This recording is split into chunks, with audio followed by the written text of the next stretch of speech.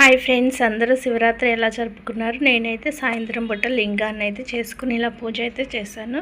శివరాత్రి అంటే అందరూ జాగారం అట్లా ఉంటారు కదా, నేనైతే జాగారం ఉండలేదు. జాగారం ఉన్న వాళ్ళైతే కామెంట్ చేయండి. ఇంటి ముందు ముగ్గు అయితే ఇలా వేసాను అనమాట. శివరాత్రి రోజు మార్నింగ్ ఇంకా మామిడి ఆకులు అవి మా ఆడపడుచు వాళ్ళ ఇంట్లో చెట్టు ఉంది, అక్కడైతే తీసుకొచ్చి ఇంక ఇట్లా అయితే పెట్టాను. ఇంకా డోర్లకి వాటికైతే పసుపు కుంకుమ బట్టలు అయితే పెట్టాను.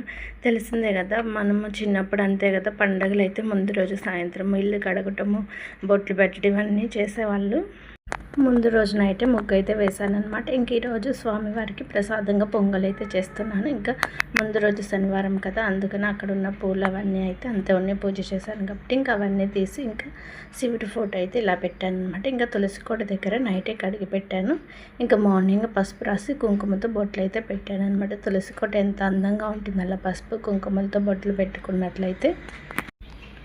చాలామంది అయితే శివరాత్రి రోజు నదీ స్నానానికి అట్లా వెళ్తూ ఉంటారు. అంటే నదీ దగ్గరలో ఉన్న కాలువ దగ్గరలో ఉన్నా కానీ అలా నదీ స్నానానికి వెళ్ళైతే వస్తూ ఉంటారు. మా ఊర్లో కృష్ణా నది ఉండటం వల్ల అలా వెళ్తూ ఉంటారు. చాలా ఊర్లో అయితే శివుడు అంటూ ఉంటారు, శివుడి గుడి లేని ఊరు శివాల దిబ్బతో సమానమని. ఇప్పటికీ కూడా కొన్ని ఊర్లో అయితే శివాలయం అయితే లేదు. ఇంకా శివాలయం ఉన్న వాళ్ళైతే మార్నింగే స్నానం చేసి డైరెక్ట్గా అలా శివుడి గుడికి అయితే వెళ్ళిపోతారు. కానీ శివరాత్రి అనేది రాత్రిపూట చేసుకుంటాం కదా, శివపార్వతుల కళ్యాణం అయితే నైట్ చేస్తారనమాట. నేను ఒకసారి అయితే వెళ్ళాను అట్లాగా కళ్యాణానికి. ఇంక ఈరోజు మా దగ్గరలో ఒకళ్ళు అయితే కళ్యాణం జరిపించుకుంటున్నారు, అక్కడికైతే రమ్మని చెప్పారని మా ఆడపడి చెప్పింది. ఇంక ఇద్దరం అయితే అక్కడికి వెళ్దాం అనుకుంటున్నాము. ఇంట్లో పని అట్లా చూసుకున్న తర్వాత ఇంకా వాళ్ళు ఏంటంటే ఇంకా సాయంత్రం కాకుండా మధ్యాహ్నం అయితే పూజ అయితే చేసుకుంటున్నారంటే ఇంకా మధ్యాహ్నం అయితే వెళ్ళొద్దామని చెప్పింది. ఇంకా ఈలోపు నేను ఇంట్లో అయితే పూజ చేసుకుంటున్నాను. ఇంకే లోపలైతే ఇలాగా మందార పూలతో అయితే అలంకరించుకున్నాను. శివుడికి ఎక్కువ ఎర్రటి మందారాలతో కూడా పూజ చేస్తూ ఉంటారు. మా మందార చెట్టుకి ఒక పువ్వు అయితే పూసిందనమాట. గంధం కలర్ ఏమో మా ఆడపడిచి వాళ్ళ ఇంట్లో అయితే తీసుకొచ్చాను మామిడాకులతో పాటు. ఇంకా బయట కూడా ఇలాగ ముగ్గు అయితే వేసి ఇంకా పూజ అయితే చేశాను. నైవేద్యంగా అయితే పాయసం చేశాను. చాలామంది అయితే మార్నింగ్ నుంచి శివరాత్రి రోజు మార్నింగ్ నుంచి నెక్స్ట్ డే మార్నింగ్ అయితే ఏమి తినకుండా అయితే ఉంటారు. నేనైతే ఎలాంటి ఉపవాసం అయితే లేననమాట. మా పాప డాన్స్ వేస్తానంటూ ఉంటే సరే అని చెప్పి టీవీలో సాంగ్ పెట్టాను. ఇంక తనైతే డాన్స్ వేస్తుంది. ఇంక తను ఏంటంటే క్లాసికల్ డాన్స్ నేర్చుకుంటుంది కదా, వీళ్ళతో పాటు వీళ్ళ సీనియర్స్ ఉంటారు కదా, వాళ్ళు వేస్తున్నప్పుడు చూస్తుంది కదా, అది చూసి వేస్తుంది అనమాట. వీళ్ళకైతే ఈ సాంగ్ అయితే నేర్పించలేదు ఇంకా. కాకపోతే ఏంటంటే డైలీ చూస్తూ ఉంటారు కదా పెద్దవాళ్ళు వేస్తూ ఉంటే, అది చూసి ఇంక ఇంట్లో అయితే వేస్తూ ఉంటుంది. 2 days నుంచి వేస్తూ ఉందనమాట. నేను ఇంక శివరాత్రి రోజు వేద్దుకొని ఆ రోజు చక్కగా రెడీ అయిపోతావు కదా అని చెప్తే ఇంకా ఆ రోజు అయితే వేసిందనమాట.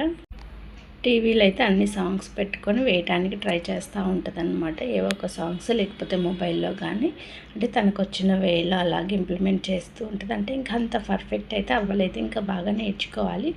అంటే స్టెప్స్ వేయటం అన్నిటికీ ఒకేలాగా కాకుండా కొంచెం మార్చి వేస్తూ ఉంటారు కదా. ఇంకా ఆ రోజు అయితే ఇంకా వాళ్ళ సిస్టర్ అయితే వచ్చిందనమాట మా పాపను తీసుకెళ్ళడానికి. ఇంకా వాళ్ళిద్దరూ ఇంకా ఆడుకుంటూ ఉంటారు. సండే వచ్చిందంటే ఇంకా సండే కదా తీసుకెళ్దాం, ఇంట్లోనే ఉంటారు కదా అని అయితే వచ్చింది. తర్వాత ఇంకా తనతో పాటు వెళ్ళింది. ఇంకా మేమైతే ఇంకా బాబుని తీసుకొని, చెప్పాను కదా మా ఇంటి దగ్గర కొంచెం దూరంలో ఇలా కళ్యాణం జరుగుతూ ఉంది. అయితే ఇంకా అక్కడికైతే వెళ్ళాము, కొంతసేపు అక్కడే కూర్చున్నాము. కళ్యాణానికి కన్నా ముందు కొన్ని పూజా కార్యక్రమాలు అయితే జరిగాయన్నమాట. మేము వెళ్ళిన తర్వాతే కళ్యాణం మొదలైంది. ఆ కళ్యాణం జరిగేటప్పుడు అయితే పంతులు గారు అయితే కొన్ని మాటలు అలా అయితే చెప్తూ ఉన్నారు. మామూలుగా మనకి ఎలా కళ్యాణం జరుగుతుంది, దేవతలకు ఎలా జరుగుతుంది ఏంటి అనేది అయితే వివరణ అయితే ఇచ్చారు. నాయనా నీ రూపంలో ఈ యొక్క కళ్యాణ మహోత్సవంలో నీవు ధరింపజేసేటువంటిది కూడా మేమే ధరింపజేస్తున్నాము అని చెప్పి భగవంతుడికి మనం నమస్కారం చేసుకొని ఆయన చేతుల మీద కానీ చేతులు తాకించి మనం కడతాం. ఇక దీక్షాధారణ కానీ, మంగళసూత్రాలు కానీ, తర్వాత నల్లబూసలు కానీ ఏవైనా సరే ఆయన్ని స్మరించుకొని, నాయనా స్వామి నీ రూపంలో ఈ యొక్క అనుజ్ఞనిచ్చినందుకు మా యొక్క జన్మధన్యము, ఈ యొక్క అవకాశాన్ని ఇచ్చినందుకు మా యొక్క జన్మధన్యము అని చెప్పి మనం ఈ యొక్క కళ్యాణ మహోత్సవాన్ని ప్రారంభిస్తాం. ఈ యొక్క పూజా కార్యక్రమాలన్నింటిలో కూడా మనం కొద్దిగా వివరణ అనేటువంటిది తెలుసుకుందాం. ఏమిటంటే అసలు కళ్యాణ మహోత్సవం, లోక కళ్యాణార్థం ఈ యొక్క కళ్యాణ మహోత్సవం అహంకరిష్యే అంటే లోక కళ్యాణము కొరకు మనం ఈ యొక్క కళ్యాణాన్ని, దేవతల యొక్క కళ్యాణాన్ని మనం చేస్తూ ఉన్నాం. అంటే భగవంతుడు ఈ యొక్క దంపతులు సంకల్పించుకున్నారు శివ కళ్యాణం చేద్దాము అని చెప్పి సంకల్పించుకున్నటువంటి, అంటే మనం అనుకున్నటువంటి కోరికే బలమైనటువంటిది. దానికి భగవంతుడి యొక్క అనుగ్రహం ఉండటం వలనే ఇక్కడ దాకా వచ్చింది కళ్యాణ మహోత్సవం అనేటువంటిది. కొంతమంది అనుకున్నా కానీ ముందుకు జరుగుతూ ఉండదు, ఏది వెనక్కి పోతా ఉంటుంది. అట్లా కాకుండా మనం దృఢమైనటువంటి సంకల్పం ఎప్పుడైతే నిర్ణయం తీసుకుంటామో అప్పుడే భగవంతుడి యొక్క అనుగ్రహం, అంటే ఆటంకాలు కలుగుతున్నాయి అంటే దానిని మనం దృఢంగా తీసుకోలేదు, అంటే చక్కగా దాన్ని ఖచ్చితంగా చేయాలి అనేటువంటిదే మనం చేయట్లేదు.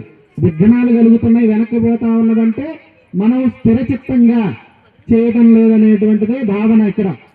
అట్లా మనం కళ్యాణ మహోత్సవాన్ని సంకల్పించుకున్నటువంటి వీరందరూ కూడా ధన్యులు. ఆ కళ్యాణ మహోత్సవానికి వచ్చినటువంటి 50 మంది భక్తాదులందరూ కూడా ధన్యులు.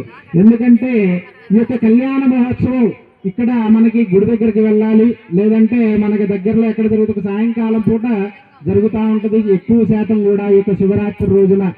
అట్లా కాకుండా మనకి అవకాశం కలిగింది పగటి పూట చక్కగా కళ్యాణ మహోత్సవాన్ని చూసేటువంటి భాగ్యాన్ని ఈ యొక్క కార్యక్రమాన్ని సంకల్పించుకున్నటువంటి వాళ్ళు మనకి ఈ యొక్క అవకాశాన్ని కల్పించారు.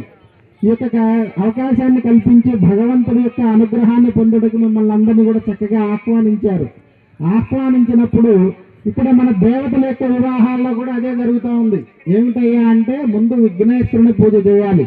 అంటే ఈ యొక్క కళ్యాణవంతం కూడా విజయవంతం కావాలంటే వినాయకుడి పూజ అనేటువంటిది ఖచ్చితంగా చేయాలి. తర్వాత మండపారాధన, ఈ యొక్క తమలపాకులు, ఒక్కలు, ఖర్జూరకాయలు ఇవన్నీ కూడా పెట్టి చక్కగా కలశాలను ఏర్పాటు చేసి వాళ్ళందరినీ కూడా, దేవతలందరినీ కూడా మనం ఇక్కడ ఆవాహన చేస్తాం. మనకేం జరుగుతుంది, మన బంధువర్గాలు, మన స్నేహితులు, మన యొక్క అందరినీ కూడా చక్కగా మన యొక్క వివాహానికి ఏ విధంగా అయితే పిలుచుకుంటామో అట్లాగే దేవతల యొక్క కళ్యాణాన్ని కూడా అందరినీ కూడా పిలవాలి. ఎవరెవరిని పిలవాలి అంటే శివుడి యొక్క కళ్యాణానికి అందరూ ఆహ్వానితులు, దేవతలందరినీ కూడా చక్కగా పిలుచుకుంటారు. ఏ విధంగా పిలుచుకుంటారు, బ్రహ్మ కలశంలో పిలుచుకుంటారు. వాళ్ళందరినీ కూడా చక్కగా మా వేద మంత్రాలతో నాయన శివ కళ్యాణం చేస్తూ ఉన్నాం, అందరూ రండి అని చెప్పి దేవతల యొక్క మంత్రాలు చెప్పి వారందరినీ కూడా యొక్క బ్రహ్మ కలశంలో ఆవాహన చేసి తమలపాకులు వేసి వాటి మీద స్థిరమైనటువంటి ఆసనం వేసి, నాయన మీ అందరికీ కూడా ఆసనం వేశాం, ఈ యొక్క ఆసనంలో వచ్చి కూర్చోండి, ఈ యొక్క కళ్యాణం అంతా కూడా మేము జరిపిస్తూ ఉన్నాం, మా యొక్క తప్పు ఒప్పులు ఉంటే క్షమించి కళ్యాణాన్ని విజయవంతం చేయండి అని చెప్పి దేవతలందరినీ కూడా చక్కగా ఆహ్వానం పలికి ఆ యొక్క మండపారాధనలో అందరినీ కూడా ఆవాహన చేసి ఆ యొక్క బ్రహ్మ కలశాల్లో ఆవాహన చేసి చక్కగా పూజా కార్యక్రమాన్ని అంతా కూడా నిర్వహిస్తూ ఉంటాం. ఇక తర్వాత ఈ యొక్క దీక్షాధారణ చేస్తారు. ఈ యొక్క దీక్షాధారణ ఎందుకు చేస్తారయ్యా అంటే మనం దేహశుద్ధి కానీ శరీర శుద్ధి కానీ తరువాత దుష్ట శక్తులు ఏవైనా సరే ఆపాదించకుండా దీక్షగా రక్షగా నాగేంద్ర స్వామిని ఆ యొక్క దీక్షల్లో ఆవాహన చేసి పూజా కార్యక్రమం నిర్వహించి ఈ యొక్క దీక్షా కంకణం అనేటువంటిది కడతారు. ఆ యొక్క దీక్ష మనకి రక్షగా ఉంటుంది. కళ్యాణం అయిపోయేంత వరకు కూడా ఎటువంటి ఇబ్బందులు ఆటంకాలు కూడా కలుగజేయకుండా మనం మనసు ప్రశాంతంగా లగ్నం చేసుకొని ఈ యొక్క పూజా కార్యక్రమాన్ని నిర్వహించేదానికి ఆ యొక్క దీక్షాధారణ అనేటువంటిది చేస్తారు. తర్వాత యజ్ఞోపవీత ధారణ.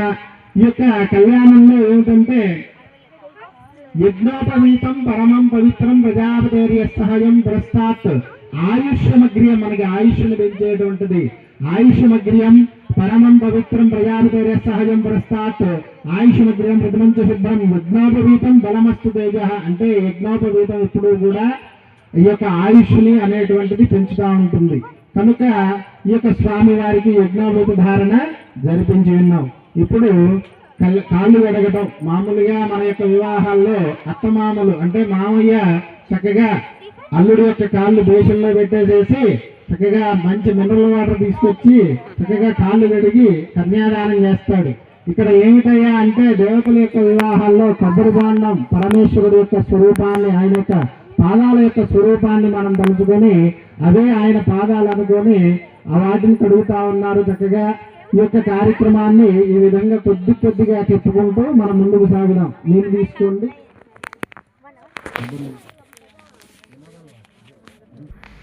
మామూలుగా అయితే శివరాత్రి రోజు నైట్ 11 గంటల నుంచి 12 గంటల లోపు లింగాన్ని ఆవిర్భావం అయితే చేస్తారు. కొత్తగా పెట్టుకుంటూ ఉంటారు కదా, అట్లా డిఫరెంట్గా పిండితోటి అలాగే అన్నంతోటి మట్టితోటి అట్లా చేస్తారు ఆవిర్భావం. నేనైతే ఇంకా పిండితో అయితే చేస్తున్నాను అనమాట. ఫస్ట్ సారి పిండితో చేస్తున్నాను, ఎలా వస్తుందో చూడాలి. నేను ఇంకా నైట్ 11 గంటలకి అయితే ఏం చేయలేదన్నమాట. చాలామందికి అప్పుడు కుదిరిన వాళ్ళు మామూలుగా 7 తర్వాత అయినా చేసుకోవచ్చు. ఇంక ఇల్లంతా శుభ్రం చేసుకొని ఇంటి ముందు ముగ్గు అయితే వేసుకొని తర్వాత స్వామివారికి అయితే పులిహోర అయితే ప్రసాదంగా చేశాను. ఇంకా ఇలాగ పిండితో అయితే శివలింగాన్ని తయారు చేసుకున్నాను. అలాగే పిండితోటి ప్రమిదలను కూడా తయారు చేసుకొని దాని మీద నామాలు అయితే పెట్టానన్నమాట. మామూలుగా శివుడికి ఇలాగ త్రిశూలం లాగా అట్లా పెడుతూ ఉంటారు కదా, అలాగైతే పెట్టాను. ఇంకా ఇక్కడ లింగానికి కూడా గంధముతోటి కుంకుమతో అయితే బొట్లు అయితే పెట్టేశాను అనమాట. ఇంకా మా పిల్లలు అయితే అప్పుడు బయటికి వెళ్ళారనమాట. వాళ్ళు ఉంటే కనుక నన్ను అయితే డిస్టర్బ్ చేసేవాళ్ళు. వాళ్ళు లేకపోవటం వల్ల నేను త్వరగా అయితే ఈ పూజ అయితే చేసుకున్నాను.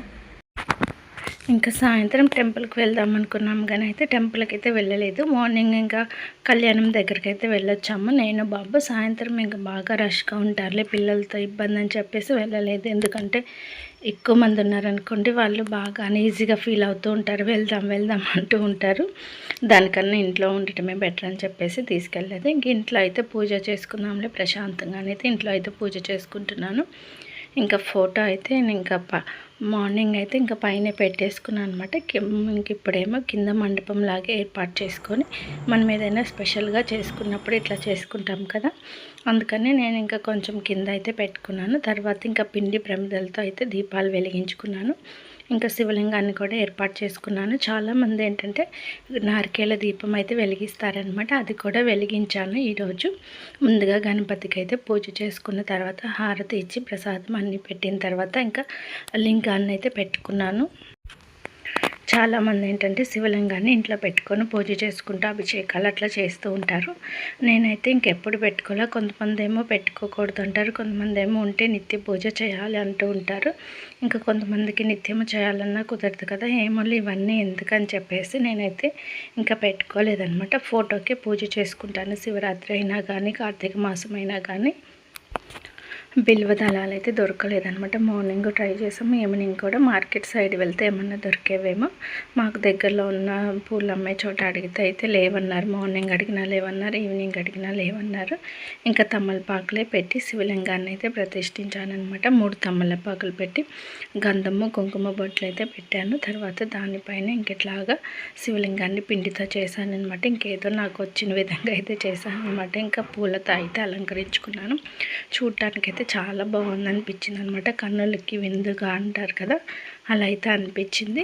ఇంకా తర్వాత నారికేల దీపం కూడా వెలిగించుకుంటున్నాను. చిన్న ప్లేట్లో బియ్యం అయితే పోసి పైన తమలపాకు పెట్టి గంధము కుంకుమ అయితే పెట్టాను. తర్వాత ఇంక కొబ్బరి చిప్పకి అయితే గంధము కుంకుమ అయితే పెట్టాను అనమాట బొట్లు. అలాగే 3 అయితే వేసుకొని ఒత్తులు అంటే 2 చొప్పున 3 ఒత్తులు అయితే వేసి వెలిగించుకున్నాను. ఎందుకంటే త్రిదళం అంటారు కదా, శివుడికి అన్నీ 3 ఉంటే ఇష్టం అని చెప్పేసి అలా త్రిశూలం అట్లాగా, అందుకని చెప్పేసి ఇలాగ నారికేల దీపంలో 3 ఒత్తులు వేసుకొని అయితే వెలిగించి పెట్టుకున్నాను. ఇంకా శివలింగానికి పూజ అది అంతా అయిపోయిన తర్వాత ఇంకా ప్రసాదంగా అయితే పులిహోర అయితే చేశాను అనమాట. పులిహోర ద్రాక్ష పళ్ళు అయితే ప్రసాదంగా సమర్పించి పూజను అయితే పూర్తి చేసుకున్నాను. తర్వాత నైట్ అయితే ఇంకా మేమైతే డిన్నర్ అయితే చేసేసామన్నమాట. చాలామంది అయితే ఉపవాసం ఉండి ఏమీ తినరు, కాకపోతే మేమైతే పూజ చేసుకున్న తర్వాత అయితే తినేసాము. ఎలాంటి ఉపవాసము జాగరణ అయితే ఏమీ చేయలేదు. నా శివరాత్రి పూజ అయితే ఇంట్లోనే ఇలాగ సింపుల్గా అయితే చేసుకున్నాను. మీలో ఎంతమందికి ఈ పూజ నచ్చిందో కామెంట్ సెక్షన్లో కామెంట్ అయితే చేయండి. అలాగే ఎవరైనా ఫస్ట్ టైం నా ఛానల్ని చూస్తున్నట్లయితే ప్లీజ్ సబ్స్క్రైబ్ చేసుకోండి. అలాగే లైక్ చేసి షేర్ చేయండి. ఇంట్లో పని అంతా అయిపోయేసరికి 11 అయితే అయిందనమాట. 11 to 12 మధ్యలో అయితే దీపారాధన అట్లా చేస్తూ ఉంటారు కదా, ఇంకా అప్పుడు కూడా స్వామివారికి ఒకసారి అయితే నమస్కారం చేసుకున్నాను. ఈ శివరాత్రికి ఏంటంటే మార్నింగ్ అలాగే సాయంత్రం నెక్స్ట్ డే మార్నింగ్ కూడా పూజ అయితే చేస్తారు. అందులోనే శివరాత్రి వెళ్ళిన నెక్స్ట్ డే సోమవారం కదా, సోమవారం శివుడికి ప్రత్యేకమైన రోజు కదా. ఇంకా ఇవన్నీ పూజ చేసినవి అయితే ఇవన్నీ ఉన్నాయి కదా, ఇవన్నీ తీసేసి మళ్ళీ దేవుడి ఫోటోలు యాజ్ టీజ్కి అయితే సర్దేసి మళ్ళీ దీపం అయితే వెలిగించాను అనమాట. సోమవారం కూడా శివుడికి అయితే ఇలా పూజ చేసుకున్నాను. ఇలాగ 3 సార్లు అయితే శివుడికి పూజ చేశాను. నా శివరాత్రి అయితే ఇలా గడిచింది.